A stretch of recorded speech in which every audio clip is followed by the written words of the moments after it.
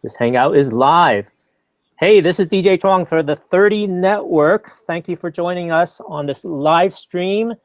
And on this very first episode of our webinar series, we want to continue the conversations of our 30.Network, a new tribe that has just formed here in February of 2016. And we want to be cultivating the conversations for the next 30 years of ministry with 30 young Asian American pastors in their 30s. And I believe we have a lot to contribute. And today we're joined with Eddie Park, who is the Assistant Executive Pastor at Every Free Fullerton, a legendary church. He has education from Talbot and Stanford and UCLA. And we're going to spend the first 15 minutes talking about why signature stories matter in your ministry, and then we'll make time at the other half of our webinar to field your Q&A. So if you're on Google Hangout on Air Plus, go ahead and type in your questions as Eddie shares. So Eddie, thank you for kicking off our first 30.Network webinar. Thanks, DJ. I'm going to set my timer right now, 15 minutes. Just so I know. So here it is. I'm going to set it 15 minutes and start. Hey, well, thanks guys for tuning in live. I'm not able to see you, but I'm just hoping that you are tuning in and watching. It's good that I can see DJ's face, so I'm not just staring at, just blank space. But we're going to talk about storytelling and the power of storytelling. It's a passion of mine, but I want to really talk about how to leverage storytelling to really measure the impact of your organization and success. So a lot of you guys might be church planning or a part of maybe an English ministry. And why storytelling is intriguing is because if I were to ask you by default how to measure success in a church context, if you're not able to define and set aside what that success is, the metric of success will always be what? Numbers. It'll always be numbers. Your elders, they'll only see the bottom line being numbers if you're not able to define what your metric of success is. Andy Stanley, right? 7 effective practices for ministry. The number one thing he says is, what's the win? What's the scoreboard? Are people able to see what the scoreboard is? And so the most visible thing is numbers in your attendance. So the question is, sometimes numbers are not the best bottom line for a lot of our organizations because we have a very compelling mission. And so we want to measure our impact and success, not just by what's visible in attendance and numbers, but we want to measure it by our stories, because it's our stories that impact and really define our ethos, our mission, our DNA. And so I'm going to be talking about that a little bit. I'm going to screen share this slide deck if you can see it. So we're not going to go through all of this. There's a lot here, but I want to just talk about the science behind story, because there might be some skeptics, maybe more data-driven people, more thinkers on the Myers-Briggs that are very skeptical about story. You're more didactic and more deductive in your reasoning and how you process information. But I'm going to go beyond the science behind story, why story is so compelling in your organization. I'm also going to be talking a little bit about harnessing your story to lead. So using your stories to lead your organization, and then what are kind of the components of how to build a compelling narrative and story to measure your wins and success for your organization. All right, so back to me. The science behind story. Well, it's this. When you give the deductive, didactic facts and reasoning to a person, and I don't know where a lot of you guys are with science and neuroscience, but when you're telling data and when you're giving hard facts, statistics, it's only activating a certain part of your right brain. It's called the Winnick. I'm gonna have to. I don't want to get a technical term wrong. It is it's the Broca-Wernicke area. I don't want to get that wrong. I'm not a neuroscience guy, but it's a very, very small portion of your brain. right? But when you tell a story, it actually, when you look at the brain and the activity that happens, the entire insular cortex is in motion and is active. And so what it does is, when you're telling a deductive or didactic truth, a principle, a concept, a statistic, a fact, only one part of your brain is activated. But neurologically, if you're telling a story to maybe illustrate, to maybe clarify, to maybe hone in and make that more real and tangible to a person, what happens is that the entire brain is activating that small portion of your cortex. And so there's a lot of activity that the brain is happening when you're telling a story. And why that's so crucial is because what we're doing is we're trying to help our organization measure success, right? And so, for example, all of us, to some degree, if we're leading churches, we want to win people to Christ, okay? We want to win people to Christ. And so we showcase baptisms. But what's so powerful is how those baptisms come to be. For an example, a story here at EV Free is, I was interviewing a 15-year-old who goes to Troy High School. He's a junior. His name is Ernesto. He's Hispanic. And his entire life, he grew up Catholic. And he told me, I asked him, how did you come to our church? And he said, I grew up Catholic. I went to the Catholic St. something Mary's down the street. And I just realized that our entire family, one day we walked out of the church and said, it seems so bankrupt. We feel so empty. It's so much about the tradition and the liturgy and the Eucharist. It's all about the Eucharist and the significance of the Eucharist, which is great. But he just felt so empty. And so his entire family, who has been Catholic their entire life, decided to come to EV Free for our Christmas service. And this is about a year ago. And Mike Erie, he gave a message, and he talked about how instead of it's not about us trying to come to God through doing all these works and things. He told a different perspective.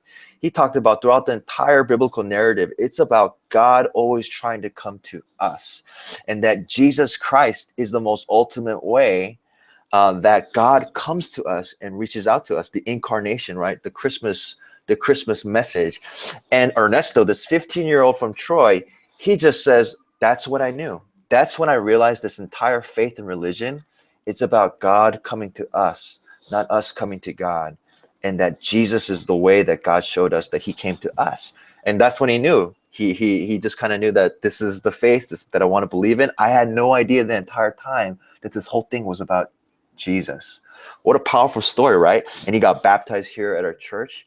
And his entire family comes to our church. His entire family has, they're in process. They still call our services mass. But that's a powerful story about how someone came to faith from what you might call an oppressive system, a very legalistic system, and just realized through our church and through our Christmas program that this is all about Jesus. What a powerful story, right? And I can imagine, even as you're hearing my story, your brain is active. There's emotions, there's excitement, right? And even just by that one, I don't want to call it insignificant story, but by that small story, even probably your perception of EV Free Fullerton, what we're doing here, is possibly changed, right? You might have a different perspective and point of view. And that's what we're trying to do. We're trying to help our people believe in our mission, believe in our organization. And when you use data and statistics with a compelling story and narrative, it helps build that pyramid of a believable, credible point of view. And so I'm going to screen share this image or this slide to kind of help you visualize what that is. So here we have the triangle, the point of view, the POV triangle. In one corner, we have our data, and one corner, we have our story. And these are two things we want to use in tandem together. They're tools and assets for us to build a compelling point of view. Because the goal of it is we want our people to believe in our mission. We want our people to believe that we're winning. We want our people to build this point of view that this place is awesome, that God is doing something amazing here. And this is a little bit more technical slide we talked about, but the data the statistics, it activates that small portion of our brain, right? The Broca area on the right side, and this enables our brain to process respect. So there's legitimacy in what you're saying when you might quote a scholar, when you might use statistics, when you might use an article from the New York Times, Time Magazine, and yet there's something missing, because belief cannot be done just by legitimacy, because especially to millennials, we don't trust anything. We're so disenfranchised with the establishment, right? When I was in elementary school, I think I was in 5th or 4th grade when Clinton got impeached. The president of the United States got impeached for what? For having sexual relations. And after that, it's been this 24/7 negativity, this 24/7 negative news cycle of distrusting anyone that's an authority or that's a part of an institution. And so story enables us to connect at a human level and actually believe. All right, what's next on our docket? How to leverage these stories to lead. We have about 5 more minutes. Yeah, guys, it's really simple. We want to use our stories to help lead our congregation. Again, because what we're trying to hedge against is that when people are there, what's visibly seen, the bottom line is attendance and numbers.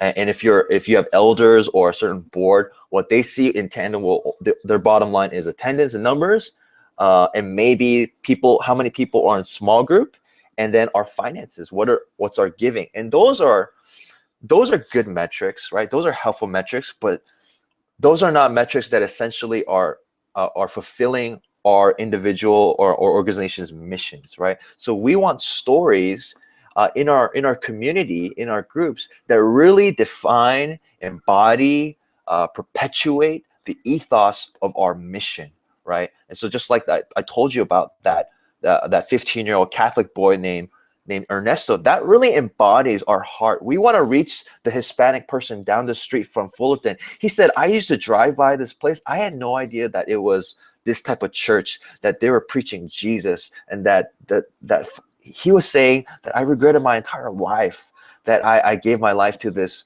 this empty system of religion and faith. But he was so glad that he meant Jesus. And that's something so core to our DNA. We want people to know Jesus Christ in this place. And so that's a very small story of how it embodies our mission and DNA. And so I'm going to go again to how to construct that story. And it's a very, very simple formula, actually. You want to first highlight the user. You want to highlight the user. And so when you're doing this, you want to not just tell the story of like your staff or your elders or your leaders or even yourself. When you highlight this win, when you use this signature story, the signature story is that story that everybody knows. It's that story that everybody reshares to one another. It's like, did you hear about that story? Did you hear about that person and what happened to them through our program, through our church? So you want to highlight the user, the person that comes in that embodies the mission of your church. If your mission is to reach the unreached, the unchurched, you want to highlight a user story of someone who was unchurched that came to your church and found faith, or found community, or found connection, or found Christ and got baptized. That's one of the most powerful stories that you can have if that fulfills your mission. Especially if you want to reach someone who is in the city, who is homeless, who is who's on the fringe. You want to highlight that user because that embodies the mission of your organization. If you're for the unreached, the fringe, the city, the homeless, if you're trying to reach that person, you want to highlight the user. So this is the formula. Are you ready? This is probably what's going to make up the bread and butter of this talk. It's a very simple formula. It's this. Number one, you take an ordinary person, a standard user that walks, the average Joe, the plain Jane that walks into your organization. And you tell their story, their honest story of them going through extraordinary odds. They might be going through poverty. They might be going through drug addiction. They might be going through depression. They might be going through financial bankruptcy, whatever this ordinary person, when they're going up against extraordinary odds, it builds the tension. It builds this drama, and it actually reflects a lot of what we read in our biblical text, right? This ordinary character named David is against this incredible foe, this extraordinary odds, such as Goliath, and the result is to achieve remarkable results. To achieve remarkable God, kind of emphasizing the God, the impossible, the supernatural type of results that can happen to what's happened. So you want to tell a story by a user, someone in your congregation, or person that you're trying to reach that embodies the mission of your organization. If your target audience, if your user is the fringe, the homeless, the Asian American, the millennial that's under 30, the unchurched, whoever that user is that embodies your mission, you want to highlight their story, not your staff's story, not yourself, not the story of yourself. And then you want to tell their story and really highlight the extraordinary odds that they're faced up against. And through your organization, through your teaching, through your program, tell the results of the extraordinary and remarkable results. And so that's my talk. That's 15 minutes. I'll open up the Q&A. Fantastic. Thank you so much, Eddie, for sharing with us the importance of a signature story and giving us a very simple formula to share those stories and capture those stories. Yeah. We're using the Google Plus Hangout on Air app, and so type in your questions and we'll answer them. Rapid fire session in the next 15 minutes. 30.Network, we're about 30 minutes of conversation here. So question. Yeah. From Billy, what are some practical platforms that we can use to broadcast these stories in addition to our Sunday messages? Great. Well, I would say that it depends where your audience and your stakeholders are at, right? And so if you have a largely boomer generation type of church, if your stakeholders are even maybe your the core of your group is on Facebook, then you want to blast these things on Facebook. Facebook is a great medium, and I'm sorry guys, it's here to stay. Okay, boomers are rocking the Facebook medium pretty hard, but I would say Facebook is awesome because it's so easily reshareable. And so if you were to get a video, a curator that films the story, and if it's maybe in an interview format, with a very nice dramatic backdrop with ambient music and the cadence of that user, if you can get the user to highlight their own story with this dramatic backdrop with the ambient music and telling their story, it's so powerful, right? And if it's reshareable on Facebook. And you want to hit all the platforms, but I think it really depends on where your generation is at. So if you're a youth pastor, you probably want to share that on Snapchat, right? Because under the age of 18, 17, all your kids are on Snapchat. So you want to highlight those stories of of like, I don't know, like one of your students who just won the championship game, basketball game, and you're there and you're like, you're excited, and they're like, I prayed for you, man. Remember that time we prayed for you for your ankle to be healed? Put it on Snapchat and then reshare it on Twitter and then put it on Facebook. These are social, such a great way to really distribute these stories because it's so reshareable. It's easy to reshare it, and you'll be able to see the engagement of your people and how much they reshare it, because that kind of tell you like how compelling that story was. So thanks, Billy. Excellent. Good question. So those of you that are watching on the Google Plus Hangout on Air, go ahead and use the Q&A feature to add your question. And my brain is just racing because Eddie just dropped a lot of gold here. How do you find these stories? Because God's at work everywhere. And if you've got a church of 100 or 1,000, yeah, there's a lot of activity already happening. But how do you capture the good stories that are worth retelling? Yeah. Well, I'll give you a short, condensed answer to that. It's two parts.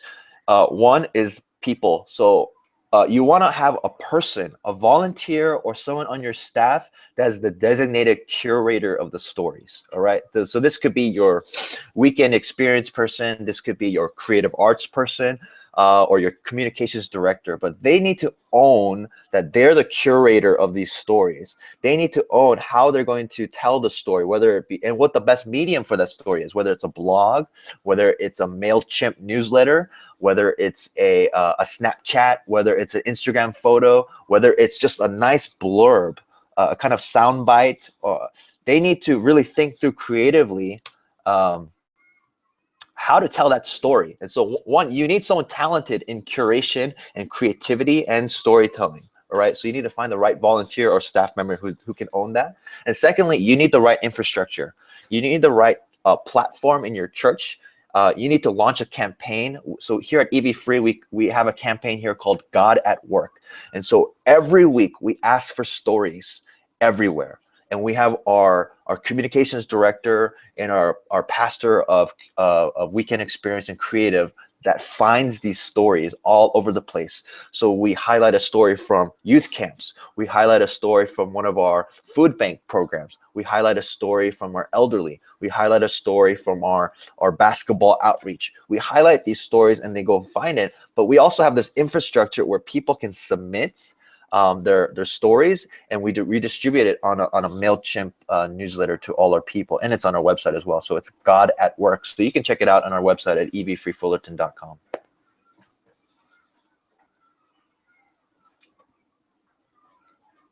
Excellent. Thank you for that, Eddie. Yeah, no problem. How about this part about storytelling, how you present these stories? You mentioned social media. Yep. Yeah, even for the previous generation and even before internet, and before technology, people, our shared humanity, we've always been about telling stories and passing on oral tradition. That's right. And I think for those of us who are old enough to remember old-time church, we had testimonials. That's right. Testimony. Yeah. And sometimes those kind of run awry and people don't know how to handle the mic and they go a bit too long.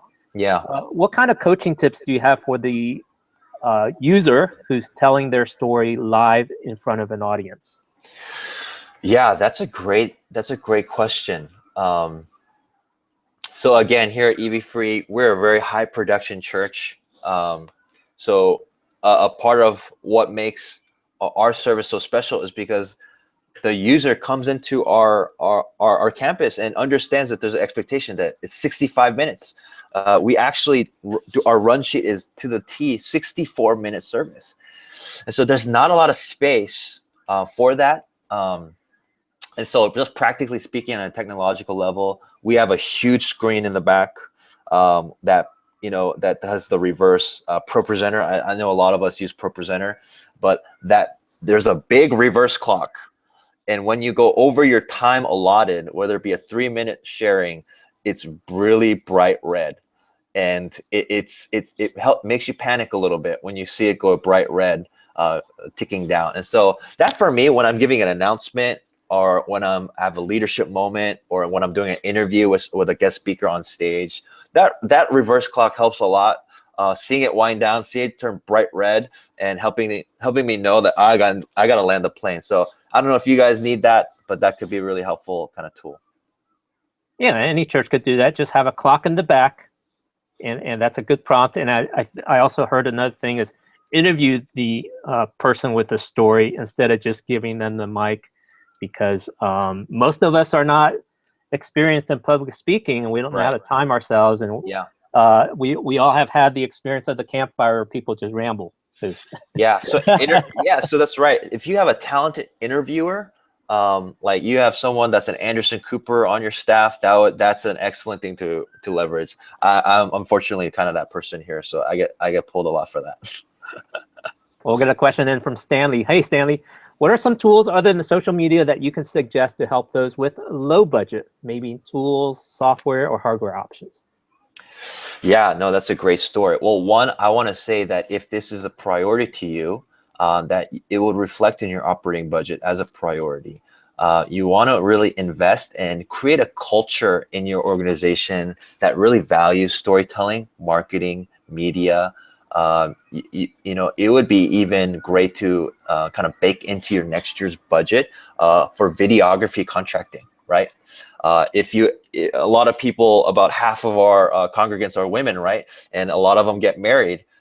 They spend a lot of money on the videography because and the photography and the videography, because it's capturing the moments, it's capturing the story. And so before I even ask like what the budget options are, really you want to try to really fight and push for that in your budget to reflect kind of a high contracting videography, a videographer to capture those stories. Well, with that said, there are a lot of great cheap contractors who do video that can come and do a half-day shoot for a couple $100. A lot of interns, a lot of people that are trying to make it in the video world that they do wedding gigs, but they want to do something other than that, and that are more creative, that are more highlight their editing skills or test out and practice their editing skills.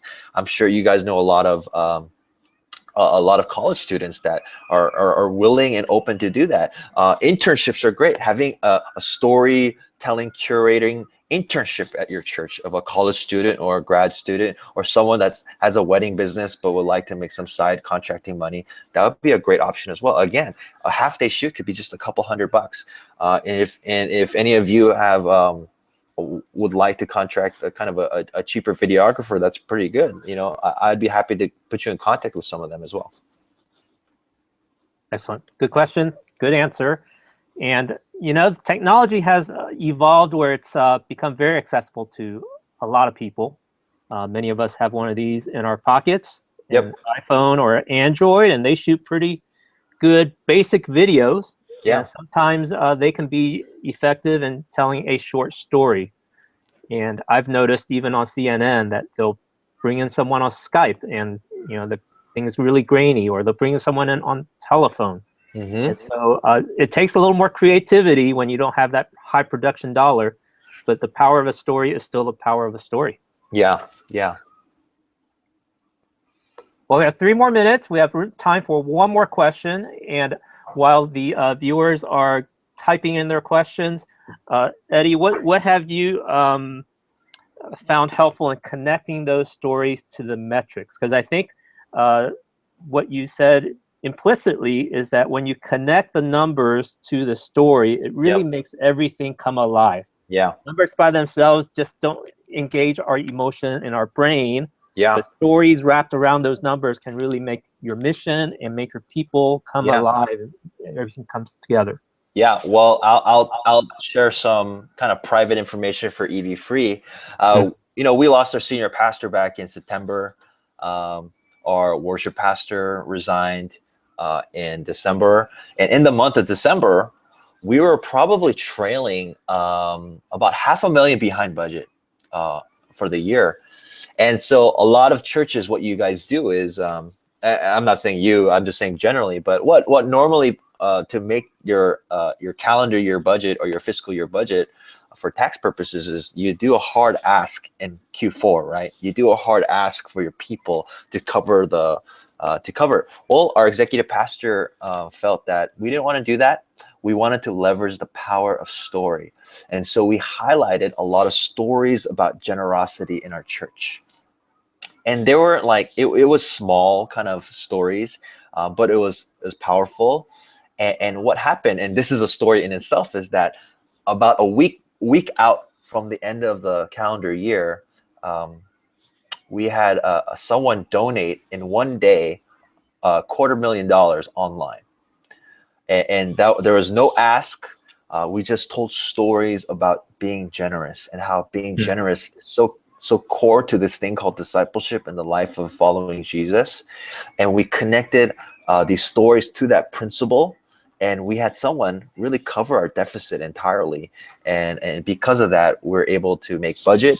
And we were actually able to give a staff 8% bonus across the board. So it was very helpful. It was a huge win. So the staff felt it, the congregation felt it, the church felt it. And so please, please, please, I'm not just saying use story. It really does make a difference. It could make a $500,000 difference in your organizations if you really leverage it right. Excellent. Eddie Park, thank you for joining us on the 30-Network webinar. I'll give you 30 seconds for a closing statement. Yeah, guys, if there's anything to hammer is finding the right person if there's anything you could take away, is really tapping the right person who is a great curator of stories, a great writer, a great blogger, a great creative mind that is able to get these stories out there and craft it in ways that are compelling, emotional, and connected to your mission, who understand and live out your mission very well. Secondly is you want to create a medium that is very reshareable. That's a really big hint. I know, you know, there's thing about like high frequency versus low quality. And that's a great principle too. But in terms of story, you want to put enough quality into your medium that it's reshareable. That is the trick when it comes to signature storytelling. You want the entire organization to talk about it for years.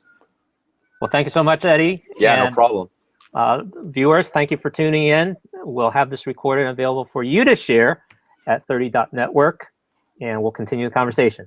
All right. Thanks, guys. Thanks, DJ. Thank you.